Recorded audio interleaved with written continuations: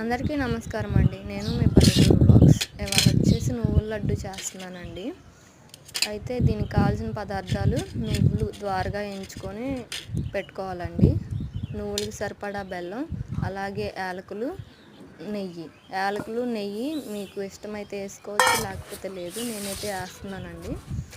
ఆ నువ్వులు అనేది కచ్చాపచ్చాగా నూరుకోవాలండి. మిక్సీలో కూడా పట్టొచ్చు, కానీ నూనె వాసన వచ్చిద్దని నేను రోట్లో దంచుకుంటున్నాను. మీరు మిక్సీలో అయినా పట్టుకోవచ్చు. కచ్చాపచ్చాగా దంచుకొని 3 యాలకులు వేసుకుంటున్నానండి నేను. అది కూడా కొంచెం కచ్చాపచ్చాగా నూరుకొని ఈ ఆడపిల్లలకి చాలా మంచిదండి. రోజుకోటి పెడితే చాలా మంచిది. అయిన తర్వాత బెల్లం ముక్క వేసాను. అది కూడా కచ్చాపచ్చాగా మొత్తం కలిసేలాగా నూరుకొని కొంచెం నెయ్యి వేస్తున్నానండి. ఎందుకంటే ఉండలు చుట్టుకోవడానికి మంచిగా ఉంటుంది, చేతికి అంటకుండా. కొంచెం నూనె చేతికి రాసుకొని ఉండలు చుట్టేస్తున్నాను. చాలా బాగుంటుందండి నువ్వుల లడ్డు.